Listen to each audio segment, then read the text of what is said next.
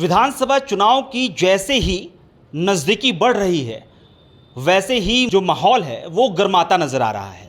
प्रशांत किशोर, जो कि जनसुराज पार्टी के सूत्रधार हैं, कई बार कई तरह के आरोप लगाते हुए नजर आते हैं, अलग अलग नेताओं पर आरोप लगाते हुए नजर आते हैं। और इसी क्रम में दिलीप जायसवाल, जो कि भारतीय जनता पार्टी के प्रदेश अध्यक्ष हैं, उन पर कई आरोप भी प्रशांत किशोर ने लगाया, जैसे कि मेडिकल जैसे संस्थानों में और अस्पतालों के जमीन हड़पने के, या फिर उन्होंने ये भी आरोप लगाया कि दो ऐसी महिलाएं हैं जो कि दिलीप जायसवाल से डरकर छुपकर रहती हैं, क्योंकि दिलीप जायसवाल से उनको डर है।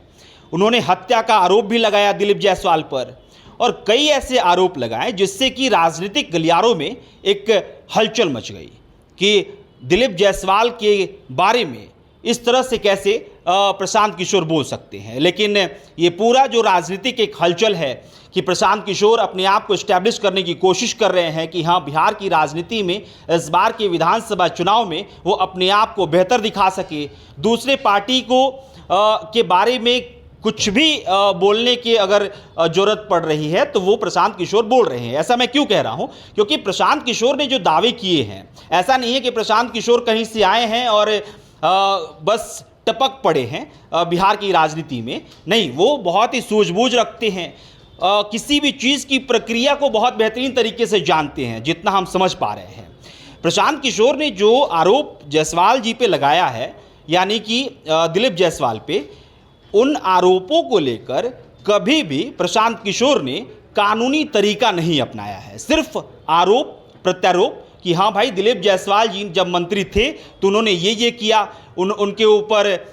ये गलत आरोप लग सकता है। लेकिन उन तमाम चीज़ों को लेकर अगर कोर्ट के रुख की बात की जाए, कानूनी तौर पे रुख की बात की जाए, तो ऐसा कुछ भी प्रशांत किशोर ने नहीं किया है। अब इस पर दिलीप जायसवाल ने फेसबुक पर पोस्ट करके लिखा है कि जितने भी आरोप लगाए जा रहे हैं वो सब निराधार है, उसमें कोई भी तथ्य नहीं है, और ये सब कुछ राजनीतिक द्वेष के कारण किया जा रहा है, यानी कि राजनीतिक फायदा हो इसीलिए किया जा रहा है। दिलीप जायसवाल ये भी कहते हैं कि उन्हें कानून पर पूरा भरोसा है, न्यायिक प्रक्रिया पे पूरा भरोसा है, और अगर कुछ भी उन्होंने गलत किया होगा तो न्यायिक प्रक्रिया से उन्हें जवाब मिल जाएगा। लेकिन ये सब कुछ राजनीतिक द्वेष से किया जा रहा है, इस बार के विधानसभा चुनाव के फायदे के लिए किया जा रहा है, ये दिलीप जायसवाल का कहना है। बहरहाल,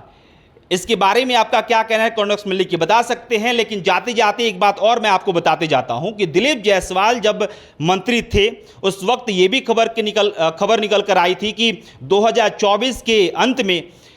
13 सर्कल ऑफिसर और लगभग 150 से ज़्यादा कर्मचारियों के वेतन रोक दिए गए थे, क्योंकि लगातार वो दावा भी कर रहे थे कि उनके विभाग में बिना भ्रष्टाचार के कोई काम नहीं होता है, और इसी को लेकर उन्होंने कई कदम भी उठाए थे। लेकिन फिर आखिरी में मैं एक सवाल छोड़े जा रहा हूं प्रशांत किशोर जी के लिए कि प्रशांत किशोर जी क्यों नहीं कानूनी तौर पे दिलीप जायसवाल को चैलेंज कर रहे हैं। बहुत बहुत शुक्रिया।